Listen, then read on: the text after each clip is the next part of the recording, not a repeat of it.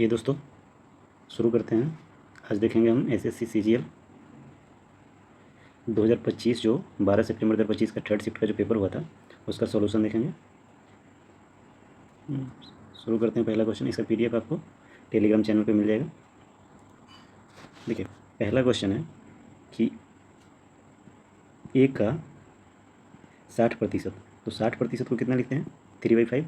तो ए का 60% बराबर बी का 0.3, तो इसको 10 कर सकते हैं। तो 3/10 बराबर सी का 1/6।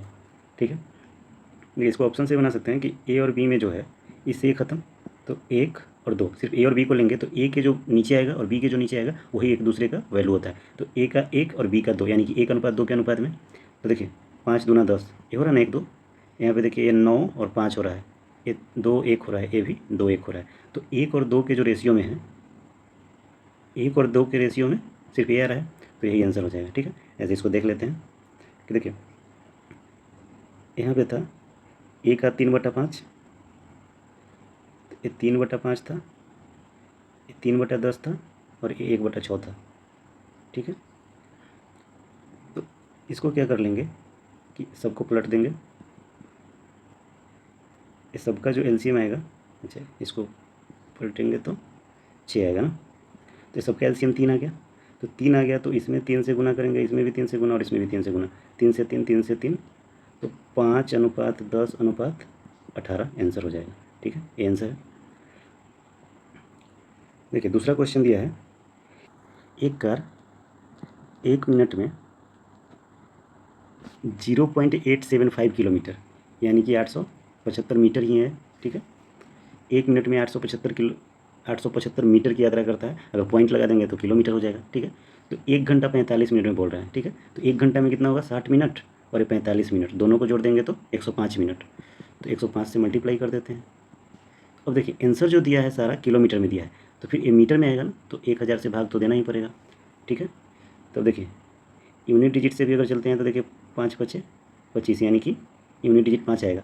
तो यूनिट डिजिट से भी यही आंसर होगा। ऐसे देख लेते हैं गुना करके भी, तो गुना करके 875 और 105, 25 7 5 35 और 2 37। ठीक है, और ये हो जाएगा 0 0। तो लास्ट 2 डिजिट जो होगा 75 होगा, यही आंसर होगा। ठीक है, देखिए 3 नंबर क्वेश्चन देखते हैं। देखिए 12.5% जो है उसको हम 1/8 लिख सकते हैं, और 66.6% को 2/3 लिखते हैं। वैसे ही 33.3% को 1/3 लिखते हैं। ठीक है, और देखिए 12.5% को 1/8 लिखते हैं, तो इसका दुगना होता है 25%। तो इसको क्या करते हैं, इसको 4 लिखते हैं, वो मतलब 1/4 लिखते हैं, तो है ना, इसका दुगना कर दिए, इधर से दुगना हुआ तो ये भी दुगना कर दिए। तो ठीक है, देखिए यहाँ पे क्या है कि 560 किलोमीटर का 12.5% यानी कि 1/8, और 240 किलोमीटर का 2/3 लिख सकते हैं। 3 8 24, 8 7 56, यानी कि 70 + 160, 16 7 23, 230 किलोमीटर इसका उत्तर हो जाएगा। ठीक है, 4 नंबर क्वेश्चन देखते हैं कि एक फल विक्रेता लागत मूल्य पर 5% की हानि पर सेब बेचता है, लेकिन वास्तविक वजन से 20% कम वजन का उपयोग करता है, तो उसका कुल लाभ प्रतिशत कितना है। देखिए अगर उसका लागत मूल्य मान लेते हैं कि 100 रुपया में ख़रीदता होगा, उसका वो सीपी होगा, तो बोलता क्या है कि हम हमेशा 5% फल विक्रेता बेचता है, ऐसा बता रहा है कि 5% हानि पर बेचता है। तो 5% हानि पर कितना बेचेगा 95 रुपया में। लेकिन देखिए अगर 100 रुपया में वो 1 kg खरीदता हो, यानी कि 1000 ग्राम, तो वो 1 रुपया में कितना ग्राम खरीदेगा, 2 जीरो से 2 जीरो यानी कि 10 ग्राम। तो 20% कम का उपयोग करता है, तो 20% कम कितना, यानी कि 800 ग्राम का रियल वजन तो ये है, इसका 20% कम करता है, यानी कि इसका वैल्यू कितना होगा। तो 1 का वैल्यू 10 है, तो 800 का वैल्यू 80 होगा, है ना। 80 का वैल्यू 800 या फिर 800 का वैल्यू 80, यानी कि 80 रुपया में जो वस्तु खरीदता है उसी को कितना 20% कम वजन का उपयोग करता है ना। तो 5% हानि पर बेचता तो है 95 में, लेकिन खरीदा है कितना 20% कम पर, जो कि कितना 80 रुपया का वस्तु वो 95 में बेचता है। तो 80 रुपया का वस्तु 95 में, यानी कि लाभ हो गया 15 रुपया का 80 पर गुने 100, यही हो जाएगा उसका प्रतिशत लाभ। 20 चौका 80, 20 पचे 100, 75/4, 75 का आधा 37.5, 37.5 का आधा 18.75, 75 का आधा करेंगे तो 37.5 होता है, फिर 37.5 का आधा करेंगे तो 18 दूना 36 और 75 दूना 150, यानी कि 18 दूना 36 और 1.5 37.5 हो जाएगा। अगला क्वेश्चन है कि 2200 रुपये में बेची गई वस्तु पर हुआ लाभ 1800 रुपये में बेचने पर हुई हानि के बराबर है। तो जितना जो लाभ हो रहा है ना, मान लेते हैं 100 रुपये का लाभ हुआ है तो 100 रुपये का हानि भी हुआ है, तो हानि दोनों बराबर है। यदि 2050 में बेची जाए तो लाभ या हानि प्रतिशत ज्ञात कीजिए। तो देखिए, एक तो होता है कि इतना में बेचने पर हुई हानि और इतना में बेचने पर हुई लाभ, तो इन दोनों विक्रय मूल्य को जोड़ के और 2 से भाग देंगे, वही आपका CP आएगा।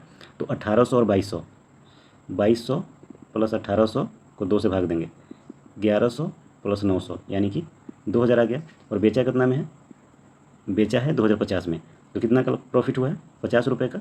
CP कितना है, 2000 पे गुने 100, तो ये प्रतिशत लाभ आ जाएगा।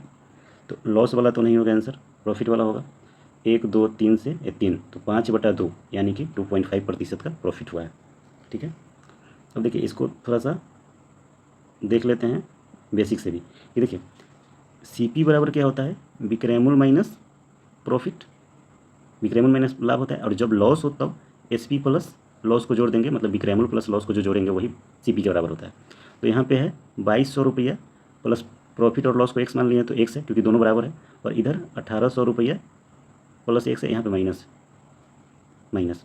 अब ये दोनों बराबर है ना, तो अब देखिए x को इधर ले जाएंगे तो 2x हो जाएगा, और इसको इधर लाएंगे तो 18 4 22 यानी कि 400।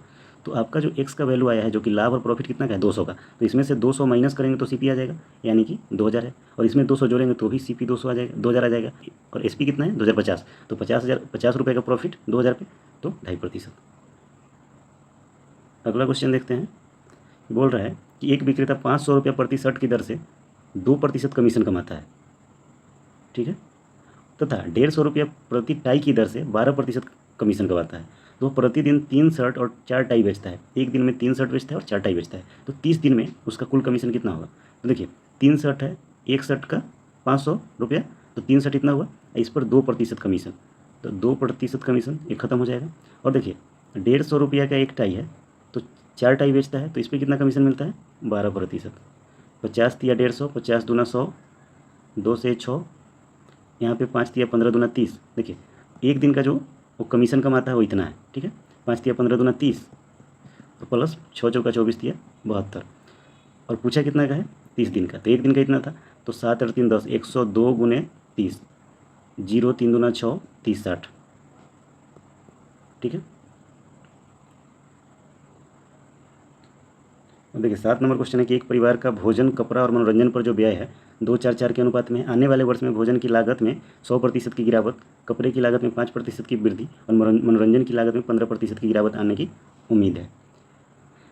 कुल घरेलू व्यय में प्रतिशत परिवर्तन यानी कि वृद्धि या कमी क्या हुआ है वो बताना है, ठीक है। आइए देखते हैं। देखिए भोजन पे, ठीक है, तो भोजन, कपड़ा और मनोरंजन 2 4 4, यानी कि इसको 2 से काट लेते हैं, 2 दूना 4, 2 दूना 4 1 ना, तो 1:2:2 के अनुपात में है, ठीक है। 10% गिरावट है, एक पे 10% दशमलव में आ जाएगा, तो तीनों में 0 0 बना लेते हैं, सॉरी 200 है ना। तो देखिए अभी जो उसका कुल खर्च है, जो व्यय है वो कितना है, 2 2 4 और 500, तो टोटल इसका अभी है 500, ठीक है। अब देखिए इसमें 10% की गिरावट होगा तो ये आ गया 90, और कपड़ा पर 5% का वृद्धि हुआ है, तो 100 पर 5% का वृद्धि, तो 5 रुपया, तो 200 पे 10 रुपया, यानी कि 210 रुपया हो गया है, ठीक है। और मनोरंजन की लागत में 15% की गिरावट, तो ये 200 है, अगर ये 100 रुपया होता तो 100 रुपये में 15 रुपये की गिरावट, तो 200 में 30 रुपया की गिरावट हुआ है, तो यानी कि ये हो कितना गया है, 170, ठीक है। तो अब कितना हुआ, 300 470, ठीक है, 210 और 90 300 और 100 400 और ये 70, 170 को जोड़ दिए, 290 सॉरी 210 90 300 100 और ये 70, तो 470 हो गया। तो यहाँ पे कितना लॉस हुआ है, तो देखिए इंक्रीज तो नहीं होगा, लॉस हुआ है। अब लॉस कितना का हुआ है निकालना है, देखिए 30 का लॉस हुआ है कितना पे, 500 पे, यही था ना पहले का खर्च, अब इतना है गुने 100, 0 से 0 5 से 6 बार में, यानी कि 6% की कमी हुई है, डिक्रीज। समझने में कोई दिक्कत नहीं होगा। अब देखिए अगला क्वेश्चन है कि ए और बी ने क्रमशः 1,20,000 1,60,000 का निवेश किया, ये 10 महीने के लिए और बी 7 महीने के लिए, ये 10 महीने के लिए और ये 7 महीने के लिए, 0 0, ठीक है। इसमें कुछ कट रहा है, 4 से 3 बार में, 4 से 4 बार में, 2 से 2 बार में, 2 से 5 बार में, यानी कि हो गया 15 और ये हो गया 14, ए अनुपात बी का वैल्यू 15 और 14 आ गया। अब बोल रहा है कि बी का हिस्सा कितना है। अच्छा, बी का हिस्सा एक 16,800 दिया है, तो कुल लाभ कितना है। तो 14 का जो वैल्यू दिया है 168 दे दिया है, तो 14 से एक बार में 14 दूना 28, यानी कि एक का वैल्यू 1200 दिया है। तो आपसे पूछा कितना है कुल, तो कुल ए प्लस बी है ना, यानी कि 29 का वैल्यू 12 से गुना कर दीजिए, तो 12 नमा 108, 8 एक ही है, यही हो जाएगा। ठीक है, ऐसे भी देखिए, अगर बी का वैल्यू 14 का वैल्यू 168 है, तो मतलब 16,800 है, तो 10,000 10,500 तो होगा नहीं, ए और ए में से कोई होगा। और यहाँ पे 9 दूना 18 आ रहा है 8, तो यही आंसर हो जाएगा, पूरा गुना करने की जरूरत नहीं है। देखिए 9 नंबर क्वेश्चन है कि दो व्यक्तियों ए और बी ने खेत किराए पर लिया। ए 6 महीने के लिए 21 घोड़े यानी कि हॉर्स और 2 महीने के लिए 15 गाय, 2 महीने के लिए 15 काऊ को रखा। ठीक है, और बी 6 महीने के लिए 15 काऊ और 7.5 महीने के लिए 40 भेड़ा रखा। बी से भेड़ लिख लेते हैं। बोल रहा है कि यदि 3 घोड़ा 5 गाय के बराबर हो, 5 काऊ के बराबर हो, भोजन खाते हो, और 6 गाय जो है काऊ और 10 भेड़ के बराबर खाती है, तो एक को किराए का कितना हिस्सा देना होगा। तो देखिए काऊ इसमें भी है, काऊ इसमें भी कॉमन है ना, मतलब दोनों में काऊ मिल रहा है। इसमें यहाँ पे हॉर्स है, यहाँ पे भेड़ा है, तो काऊ में बदल लेते हैं। देखिए 3 हॉर्स बराबर 5 काऊ, तो 3 सत्ते 21, तो 5 सत्ते 35 काऊ, 21 हॉर्स बराबर 35 काऊ, तो इसको हम 35 लिख सकते हैं काऊ में, ये हॉर्स है। ठीक है, तो इसके बदले हम लिख सकते हैं 35 काऊ। और यहाँ पर देख लीजिए इसको भेड़ा में बदल लेते हैं, तो 6 काऊ बराबर 10 भेड़ा है, तो हमको 40 भेड़ा के बराबर, तो 4 से गुना कर लेते हैं, 40 भेड़ के बराबर 24 काऊ आ जाएगा, तो यहाँ पे 24 आ गया। देखिए ये 30 हो गया और एक 35 छक्का 210 हो गया, तो ये कितना हो गया 240 आ गया। 15 छक्का 90 प्लस 7.5 है, 24 पचे 120 का जीरो, 24 से 168 और 12 180, दशमलव है तो एक जीरो खत्म, तो 180 रह जाएगा। 18 9 27, तो जीरो से जीरो 3 नमा 27, 3 8 24, यानी कि दोनों का जो अनुपात आया है ए और बी का 8:9 है। तो बोल रहा है ए को किराए का कितना हिस्सा देना होगा। अच्छा हिस्सा ही पूछ रहा है तो यही हो जाएगा। तो ए को कितना हिस्सा देना होगा, तो ए का वैल्यू कितना है 8, और टोटल 9 8 17 में, यानी कि 8/17। अगला क्वेश्चन है कि दो व्यक्ति ए और बी एक चारागाह किराए पर लेते हैं। ए 3 महीने की अवधि के लिए 16 गाय और 4 महीने के लिए 20 भेड़ का उपयोग करता है, और बी 6 महीने के लिए 30 भेड़ का उपयोग करता है। अच्छा इधर सिर्फ भेड़ दिया है, पहले ए और बी लिख लेते हैं। ये 3 मंथ के लिए 16 काऊ प्लस 4 मंथ के लिए 20 भेड़, और ये 6 महीने के लिए सिर्फ 30 भेड़ ही रखते हैं। बोला है कि 4 काऊ बराबर 8 भेड़ है, तो हमको भेड़ है तो इसी को काऊ को भेड़ में बदल लेते हैं। तो 4 काऊ बराबर 8 भेड़ है, तो हमको 16 काऊ का निकालना है ना, तो 16 काऊ बराबर इधर भी 4 से गुणा, यानी कि 32 भेड़ा। तो यहाँ पे 32 लिख लेते हैं, इसके बदले 32 दिया 96 प्लस 80 बराबर हो गया, दोनों भेड़ा हो गया, और इधर 180, 9 8 17 176, तो इसको काट सकते हैं। 4 से 45 चौका, 4 से 44, हाँ, तो इसमें भी ए का किराया पूछा है, तो ए का हिस्सा कितना है 44, और टोटल जोड़ के 44 दूना 88 और 1 89, तो ए का जो किराया होगा 44/89 होगा। तो देखिए 11 नंबर क्वेश्चन है कि छात्रों के 3 समूहों की औसत आयु 18, 20 और 22 है। यदि तीनों समूहों में छात्रों की संख्या 2:3:5 है। ठीक है, तो देखिए इसका जो औसत आयु है वो 18 है, 20 है और 22 है। तो इसको ऐसा भी कर सकते हैं कि मान लेते हैं 20 मान लेते हैं पूरा का एवरेज, इन तीनों में से कोई भी मान लीजिए, 20 मान लेते हैं एवरेज। तो 20 है, तो 20 एवरेज है, तो ये कितना कम है 2 कम है, तो ये 2 पे 2 कम, यानी कि 4 कम हो जाएगा। ठीक है, ये 4 कम हो जाएगा, और ये 20 है तो ये तो 0 रहेगा, कोई वृद्धि कमी नहीं होगा। इसमें है कि ये 20 से 2 ज़्यादा है, तो 5 पे 2 ज़्यादा, यानी कि ये 10 ज़्यादा हो जाएगा। तो कितना का डिफरेंस आ रहा है, ये 10 बढ़ रहा है, ये 4 घट रहा है, यानी कि 6 बढ़ रहा है।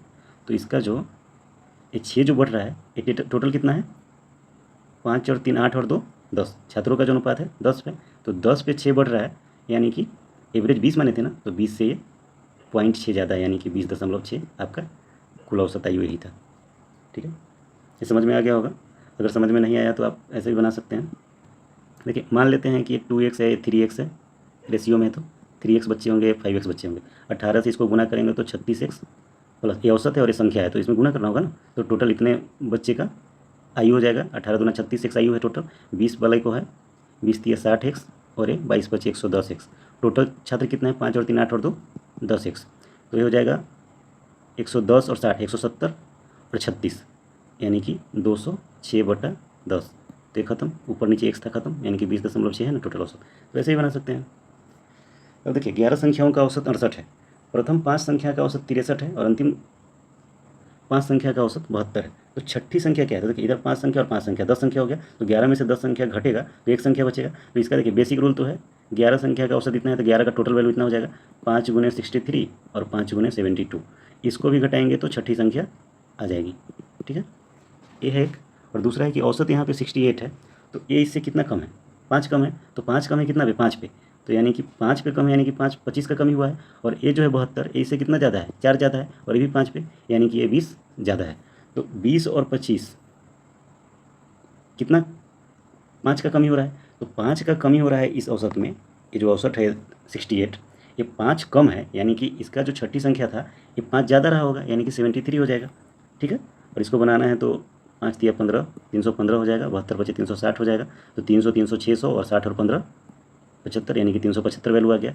11 8 11 छक 66 और 8 8 6 14 748। तो 748 माइनस 375, 8 में से 5 तो 3, 14 में से 7 तो 7, जी 675 होगा ना, तो इतना हो जाएगा 63। ठीक है, सॉरी 73।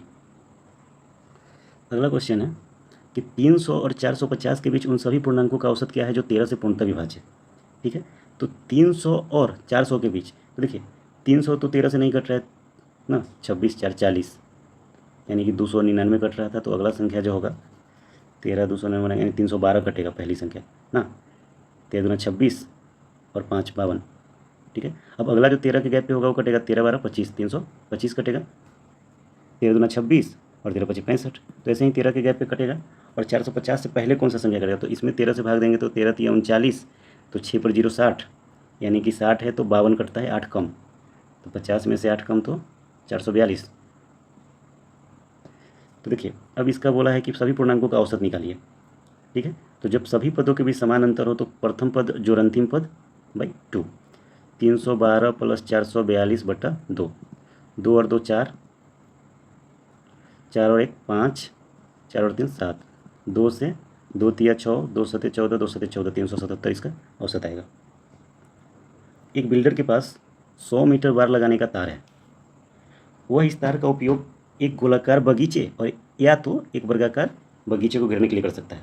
वो बोला कि इस तार का उपयोग या तो गोलाकार बगीचा या फिर वर्गाकार बगीचा घेरने के लिए कर सकता है। यदि वह घेरे हुए क्षेत्र को अधिकतम करना चाहता है तो पूरे 100 मीटर तार का उपयोग करके सबसे बड़े संभावित गोलाकार बगीचा का क्षेत्रफल और सबसे बड़े संभावित वर्गाकार बगीचे का क्षेत्रफल का अनुमानित अनुपात क्या होगा? तो इसके क्षेत्रफल का अनुपात निकालना है। ठीक है, तो 100 मीटर जो यहाँ पे दिया है, दोनों का परिमाप दिया है अभी, तो इसका जो परिमाप होगा 2πr होगा वृत्त का परिमाप, वृत्ताकार का, और वर्गाकार का होगा 4 गुने भुजा 4a। तो ये दोनों का तो वैल्यू 100 ही है, तो ये दोनों बराबर होगा। तो देखिए 2 से इसको 2 बार में काट लेते हैं, तो r का वैल्यू और a को इधर ले लेते हैं, तो r का वैल्यू 2 हो गया और a का वैल्यू पाई हो गया। अब इसका क्षेत्रफल निकालना है। ठीक है, तो इसका जो क्षेत्रफल होगा पाई r स्क्वायर और इसका जो क्षेत्रफल होगा भुजा स्क्वायर। देखिए पाई, r का वैल्यू कितना है 2, 2 का स्क्वायर 4, और a का वैल्यू कितना है पाई, तो पाई का स्क्वायर, इससे ये ख़त्म। तो इसको लिख सकते हैं 4 और इतना 2 से और 2 से 11 बार में, तो 7 दूना 14 अनुपात 11 आया है। लेकिन ऑप्शन सारा है उसमें ऐसा कुछ है नहीं, तो ऐसा भी कर सकते हैं यहाँ पे कि या तो दोनों में 11 से भाग दे दे, क्योंकि राइट साइड वाले को 1 लाना है, तो इसको 1 लाने के लिए 11 से भाग दे देते हैं, ये 1 हो गया। इसको 11 से 1 बार में तो बचा 3, 3 पर 0 30 है ना, तो 11 से 2 बार में लगेगा ना, 22 8 0 11 से 77, यानी कि 1.27 अनुपात 1 जो है बी ऑप्शन आंसर हो जाएगा। ठीक है, देखिए एक ऊर्ध्वाधर बेलनाकार बर्तन तेल से भरा है, 7 सेंटीमीटर त्रिज्या वाला एक ठोस अर्धगोलाकार पत्थर पूरी तरह से इसमें डूब जाता है, तो तेल का जो स्तर है 3 सेंटीमीटर बढ़ जाता है। देखिए ये अगर बेलन होगा, ठीक है, इसमें पानी भरा हुआ है, ठीक है, और इसमें अगर कोई गोला डूबेगा, ठीक है, जितना गोला डूबा है उतना पानी का लेवल बढ़ जाएगा, तो ये जो बढ़ा है 3 सेंटीमीटर बढ़ जाता है, और त्रिज्या इसकी कितनी है 7 सेंटीमीटर। ठीक है, तो बेलन की त्रिज्या क्या है, सॉरी ये जो त्रिज्या दिया है ना 7, बेलन की त्रिज्या तो पूछा है, और इसका जो है अर्धगोला का त्रिज्या 7 सेंटीमीटर दिया है। तो देखिए ये बेलन का जो है यहाँ से यहाँ तक लेवल यही भरा है ना, तो यहाँ भी एक बेलन बन रहा है 3 सेंटीमीटर ऊंचाई वाला। तो बेलन का आयतन बराबर गोला का आयतन, अर्धगोला का आयतन। तो बेलन का आयतन पाई आर स्क्वायर और एच कितना है 3 सेंटीमीटर, और ये हो जाएगा अर्धगोला का 2/3 pi R cube. Pi R cube कितना है 7 का क्यूब, पाई से पाई खत्म, आर स्क्वायर बराबर हो जाएगा 2, इसमें से स्क्वायर है तो 2 7 में से एक साथ निकल जाएगा, तो इसके लिए 7 गुने 7 गुने 7 और बट्टा में 3 गुने 3, ए स्क्वायर हो गया। तो इन दोनों में से एक साथ बाहर आ जाएगा और बट्टा में 3 भी बाहर आ जाएगा, रूट में 14 बच जाएगा। देखिए 7/3 है गुने रूट 14 का वैल्यू कितना होगा, डेसिमल में है तो अप्रॉक्स ला सकते हैं, 6 7 8 11 है। तो देखिए ये 16 का वैल्यू हो जाएगा 4, ठीक है, और 9 का वैल्यू 3 होता है, ठीक है। 3.5 1236 का 1296, यानी कि 37 के अप्रॉक्स जाएगा, 3.7 है ना। तो 3 से अगर इसको काटते हैं तो 1.2 बार में लगभग, यानी कि 12 7 84, यानी कि 8 वाला लगभग आंसर हो जाएगा, ठीक है। देखिए अगला क्वेश्चन है कि एक वृत्त के यहाँ पे 2π/3 है, ठीक है, इसको लिख देंगे 2π/3 पाई है, ठीक है। तो एक क्वेश्चन बोला है कि एक वृत्त के त्रिज्यखंड का केंद्रीय कोण 120 डिग्री है और त्रिज्या 7 सेंटीमीटर। उसी वृत्त के एक अन्य त्रिज्यखंड का केंद्रीय कोण 2π, तो पाई को कितना 180 लिखते हैं रेडियन से डिग्री में बदलने के लिए, और 3 से ही 60 बार में, यानी कि 120 डिग्री है, यानी कि दोनों तो 120 ही डिग्री था ना, परेशान करने के लिए लिखा था। तो देखिए उसी वृत्त के एक अन्य त्रिज्यखंड, देखिए अगर ए 120 है तो एक और त्रिज्यखंड ले लेते हैं, ये भी 120 होगा। तो देखिए ये जो केंद्र है, जो यहाँ पे केंद्र बना रहा है इतना, और ये इतना बना रहा है, तो पहले त्रिज्यखंड का क्षेत्रफल और दूसरे त्रिज्यखंड का क्षेत्रफल का अनुपात पूछा है ना।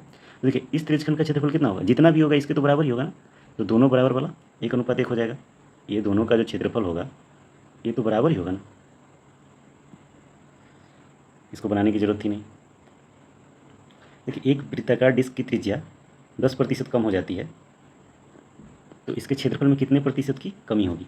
देखिए क्षेत्रफल जो होता है वो तो पाई आर स्क्वायर होता है, तो आर 2 बार आएगा, तो एक बार 10 का कमी, फिर दूसरा बार भी 10 का कमी, त्रिज्या में तो 10 का कमी हो रहा है, तो दोनों बार 10% कम हो रहा है। तो इसको सक्सेसिव पे जो फॉर्मूला होता है a + b + ab/100 उसको बना सकते हैं। तो दोनों बार 10 का कमी प्लस -10 गुने -10/100। तो देखिए ये माइनस माइनस प्लस हो के प्लस ही रह जाएगा, तो यहाँ पे 1 बच गया, -10 और -10 -20 और +1, तो ये हो जाएगा -19। माइनस में आंसर है यानी कि कमी है, प्लस में आता है यानी कि वृद्धि होता है, ऐसे भी कमी पूछा था 19% की कमी। देखिए बोल रहा है कि एक मोबाइल फ़ोन रिटेलर एक फ़ोन 20 रुपये में बेचता है और 20% का लाभ कमाता है। एक विशेष त्यौहारी ऑफर के लिए उसी फ़ोन को 1.5p पर बेचता है, तो ऑफर पर वह 10% की छूट देता है, तो त्यौहारी ऑफर के दौरान उसे कितने प्रतिशत का लाभ होगा। तो देखिए इसको पी मान के भी बना सकते हैं, और ठीक है पी मान के ही बनाते हैं। देखो 20% लाभ को 1/5 लिख सकते हैं, यही होता है ना इसका फ्रैक्शन। तो 5 रुपया क्रैमुल होगा तो 20% लाभ पर यानी कितना बेचा होगा, ये आपका CP है, ये आपका SP है, ठीक है। तो CP अगर 5 रहा होगा तो SP कितना रहा होगा, सॉरी 6 रहा होगा, ठीक। विक्रैमुल कितना दिया है, फ़ोन रिटेलर फ़ोन P रुपये में बेचता है, यानी कि 6 रुपये में बेचता है, ये दिया ना P का वैल्यू। अब बोल रहा है कि एक विशेष त्यौहारी ऑफर के लिए उसी फ़ोन को 1.5p पर बेचता है। अब देखिए 6 रुपये में बेच रहा था, P का वैल्यू कितना था 6 था, तो इसी को 1.5 गुना ज़्यादा कर दिया, यानी कि अब 15×6 = 90, यानी कि 9 रुपये में अब बेचता है, ठीक है। और ऑफर पर वह 10% की छूट भी देता है, अगर 10% का छूट देगा तो 81/10 यानी कि 8.1 रुपया में अब बेच रहा है। तो जो नया SP है वो कितना आ गया है 8.1, और देखिए खरीद कितना में रहा था, उसका क्रैमुल कितना था 5, और बेच कितना में रहा है 8.1 में, यानी कि 3.1 का उसको प्रॉफिट हो रहा है। तो लाभ गुने 100 क्रैमुल 5 पर, तो ये डेसिमल 0 से 0 5 दूना 10, यानी कि 31 दूना 62%, 62% का वो कुल लाभ कमा रहा है। देखिए अगला क्वेश्चन 19 नंबर क्वेश्चन है कि एक दुकानदार ने एक वस्तु पर उसके लागत मूल्य से 25% अधिक मूल्य अंकित किया और सेल के दौरान उसने 10% की छूट भी दी, तो उसका लाभ प्रतिशत कितना था। तो उसका अगर हम ऐसे बना सकते हैं, अगर CP को 100 मान ले तो मार्क प्राइस कितना हो गया 125, और बोल रहा है कि अंकित किया और एक सेल के दौरान 10% छूट दी, तो 10% का छूट देके उसको बेच कितना में दिया है, SP जो हो जाएगा अब 125 का 10% का छूट हो गया 9/10, तो 125 नमा 9×5 = 45, 12 नमा 108, 4 112, यानी कि 112 रुपया 5 पैसा पे बेच रहा है। तो 100 पे ख़रीदा था, इतना ही बेच रहा है, तो लाभ कितना का हो रहा है, 100 पे 12.5 ज़्यादा है, इतना का लाभ हो रहा है। ठीक है, देखिए इसको सक्सेसिव से भी बना सकते थे कि बोल रहा है कि एक दुकानदार ने एक वस्तु उसके लागत मूल्य से 25% अधिक मूल्य अंकित किया और सेल के दौरान उस पर 10% की छूट दी। तो 25% की छूट दिया, सॉरी 25% अधिक अंकित किया और 10% की छूट दिया, प्लस 25 × 10/100, तो हो जाएगा 25 - 10 तो 15, और ये प्लस माइनस माइनस तो ये माइनस हो जाएगा, 1 0 से 1 0, तो यहाँ पे 5 से 2.5 हो जाएगा, तो 15 में से 2.5 घटेगा तो कितना हो जाएगा 12.5। तो इससे ही बना सकते थे शॉर्ट में।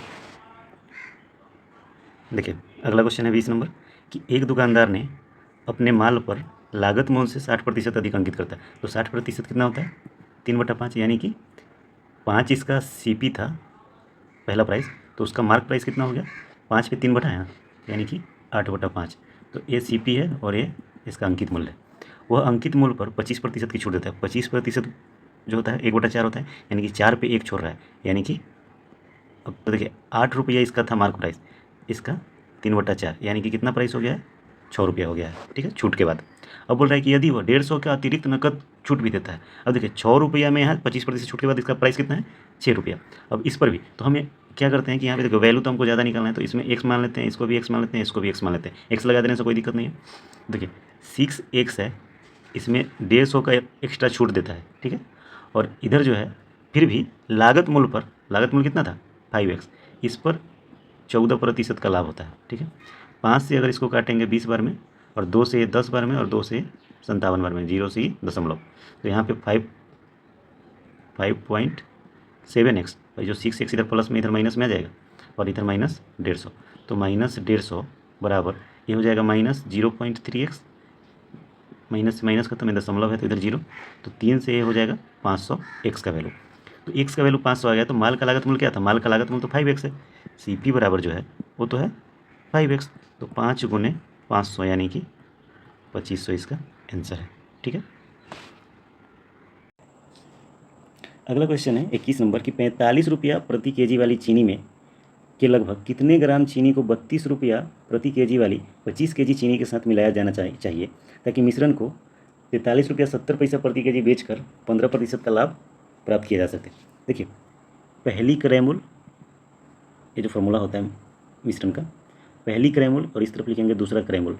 ठीक है, ACP और ACP, और इस मिश्रण का जो CP है ना, टोटल का मिश्रण का CP वो यहाँ पता होना चाहिए। तो देखिए ये तो SP है ना, बेच कर बोल रहा है, तो 15% को कितना 3/20 लिखेंगे, तो 3/20 और लाभ हुआ है, यानी कि 20 पर 3 का लाभ, यानी कि 23/20। तो बेचा कितना है 15% लाभ पर 43 रुपया 70 पैसा में, तो खरीदा कितना में होगा वही निकालना है।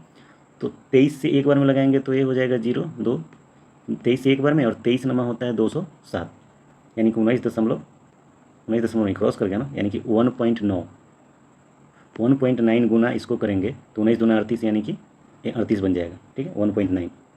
अब यहाँ पर जो है 38 रुपया है, तो 38 7 45 और 32 6 38, तो देखिए ये कितना दिया 32 रुपये प्रति kg वाला 25 kg था, तो 7 जो है 25 के बराबर है, तो हमको निकालना कितना है 6 वाला कितना kg होगा, तो 7 बराबर 25 है, तो 6 बराबर कितना होगा 1 बराबर 25/7, तो 6 बराबर 6, 150/7 ना, 7 दूना 14, 10 7 इकाई 7, 21 दशमलव समथिंग, यानी कि 21 kg ये मिलाना था, और 25 kg दूसरा मिश्रण था। देखिए 22 नंबर क्वेश्चन है कि एक लंबवृत्तीय शंकु की त्रिज्या 7 सेंटीमीटर है और ऊंचाई 24 सेंटीमीटर, तो तिर्यक ऊंचाई निकाल। तो शंकु तो वही होता है ना, यहाँ से एक ट्रायंगल बनता है, ये 90 डिग्री होता है, एक कर्ण होता है, तो यही तिर्यक ऊंचाई यही होता है ना, L, ये H है, ये R है, R का वैल्यू 7 दिया है, ऊंचाई 24, तो 7 24 का समकोण त्रिभुज में क्या होता है जो ट्रिपलेट बनता है 25 से, तो 25 हो जाएगा इसका। देखिए A ने B को 2 वर्ष की अवधि के लिए 5,000 रुपये दिए, ठीक है, और ए ने सी को 4 वर्ष की अवधि के लिए 3,000 रुपये दिए, समान साधारण ब्याज दर पर उधार दिए। तो दर जो है दोनों का सेम है, ठीक है। तो यहाँ पे बटा में 100 भी होगा, बटा में 100 भी होगा, 2 जीरो से 2 जीरो उड़ा देते हैं यहीं पे। बोला कुल मिलाकर उसे दोनों उधारकर्ताओं से प्राप्त ब्याज जो है वो कितना मिला है, 2200 रुपया, यानी कि 100 आर और 120 आर, यानी कि 100 और 120 220 आर बराबर 2200 है, यानी कि इससे 10 बार में, यानी कि रेट जो है 10% आ गया। देखिए, एक त्रिभुजाकार प्रिज्म का आधार का क्षेत्रफल 25 वर्ग सेंटीमीटर है और ऊंचाई 20% बढ़ा दी जाए तो नया आयतन क्या होगा। तो मूल जो 10 सेंटीमीटर था इसका 20% बढ़ा दिया है, तो 20% वृद्धि कितना हो जाएगा, 10 का 20% वृद्धि हो जाएगा 12/10, यानी कि 12 हो गया नया ऊंचाई। तो आधार का क्षेत्रफल गुने ऊंचाई होता है ना, आयतन बराबर होता है आधार का क्षेत्रफल गुने ऊंचाई। तो आधार का क्षेत्रफल 25 है और नया जो क्षेत्रफल पूछा है तो नया ऊंचाई 25 में 12 से गुना करेंगे तो 300 होगा, ठीक है। लास्ट क्वेश्चन है कि 1/7 प्लस √2, ठीक है, और प्लस 1/7 माइनस √2। तो सबसे पहले इसका परिमेयकरण कर लेते हैं। तो नीचे अगर प्लस वाला हो तो ऊपर नीचे माइनस वाला से गुना, तो ये 7 माइनस √2, ये प्लस बी इंटू ए माइनस बी, तो ए का स्क्वायर 7 का स्क्वायर 49 माइनस √2 का स्क्वायर 2, यानी कि यहाँ पे आ गया है 7 माइनस √2, इसलिए 49 माइनस 2 रखे हैं। चलिए छोड़िए, 47 लिख लेते हैं, 47, और यहाँ पे है माइनस 14/49 माइनस तो 47, ठीक है। 7 माइनस √2 माइनस 14, तो 14 में से 7 जाएगा तो माइनस 7 बचेगा। अरे इसका वैल्यू तो निकाले ही नहीं, यहाँ पे इसका वैल्यू हो जाएगा, ये दोनों तो प्लस में था ना, तो इसको भी प्लस में लिख लेते हैं, इसका भी वैल्यू 47 होगा, और ये 7 प्लस √2 हो जाएगा क्योंकि नीचे माइनस वाला था तो ऊपर प्लस वाला।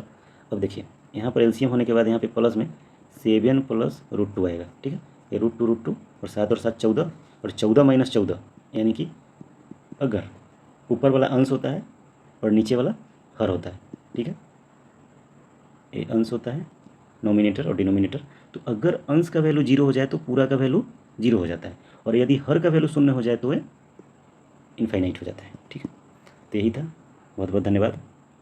आप लोग चैनल को सब्सक्राइब कीजिए और टेलीग्राम चैनल से ज्वाइन कर जाइए, study with Raj Manish Telegram channel है, और यूट्यूब चैनल पर भी जुड़िए, दोस्तों को शेयर कीजिए अगर अच्छा लगता है तो, ठीक है। और इसमें क्या है कि कोई भी क्वेश्चन को 1-2 तरीके से बताने के चक्कर में वीडियो लंबा हो गया है, नहीं तो ज़्यादा टाइम लगेगा नहीं, ठीक है।